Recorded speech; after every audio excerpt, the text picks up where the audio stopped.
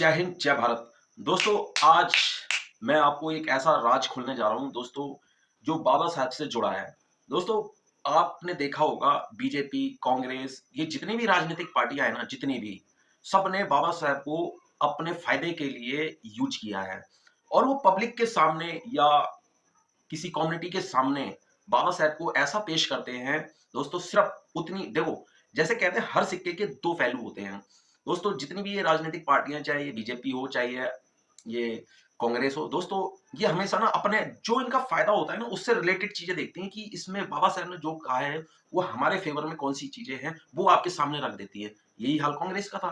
कांग्रेस भी यही करती थी, बीजेपी भी यही कर रही है। लेकिन अगर आप बाबा साहब को खुद पढ़ना चालू करें, नेताओं की बात मत मानो। नेता तो देखो अपने फायदे के लिए ना वो चीज बताएंगे और वो चीज कभी नहीं बताएंगे। समझ रहे हो ना, जो उनके फायदे वाली चीज है वो बताएंगे बाबा साहब के बारे में। लेकिन अगर आपको पूरा जानना है ना बाबा साहब को, बाबा साहब अम्बेडकर को, तो आपको खुद पढ़ना पड़ेगा बाबा साहब अम्बेडकर को, उनकी किताबों को। और मैंने जो किताबें पढ़ी भाई साहब मेरा ऐसा दिमाग हिल गया, मैं भूल गया ये कांग्रेस बीजेपी असपा बसपा सबको भूल गया।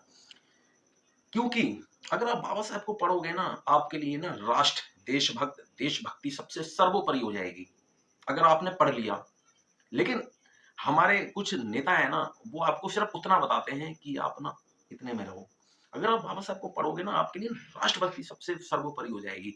आप पढ़ के तो देखो उनकी किताबें। और हमारे देश में ना बहुत जयचंद घूम रहे हैं, बहुत गद्दार घूम रहे हैं। इतने देखो अनपढ़ आदमी अगर जातिवादी की बात करता है तो समझ में आती है, लेकिन एक पढ़ा लिखा आदमी और जाति-पात की बात करता है ना, जात-पात की, वो सबसे बड़ा गधा है। क्योंकि उसने ना बाबा साहब की अभी पढ़ा नहीं है। उसने अपने-अपने नेताओं से सुनी है बाबा साहब के बारे में। हर आदमी देखो, कोई भी आदमी है, कोई भी नेता है, अपने-अपने फ़ायदे के लिए बोलता है। बस किसी कम्युनिटी को खुश करने के लिए वहाँ से हमारा वोट बैंक हासिल हो जाए। अगर मैं बता रहा हूँ, जो बंदा नफ़रत करता होगा ना बाबा साहब से, अगर उसकी किताबें पढ़ लेगा ना, उसके चरणों में हो जाएगा। बाबा साहब तो वो चीज़ थे। तो मैं तो यही कहूँगा भाइयों, आपको बाबा साहब की किताबें पहले पढ़नी पड़ेंगी। दोस्तों, ये सब कुछ नहीं रखा है, हमारा देश बहुत कमज़ोर पहले से हो चुका है और हो जाएगा। अगर हमने बाबा साहब को नहीं समझा, उनकी किताबें नहीं पढ़ी, ये जितने भी नेता हैं ना अपने-अपने फ़ायदे के लिए बाबा साहब की बातें बताएँगे। एक पहलू बताएँगे, दूसरा पहलू कभी नहीं बताएँगे।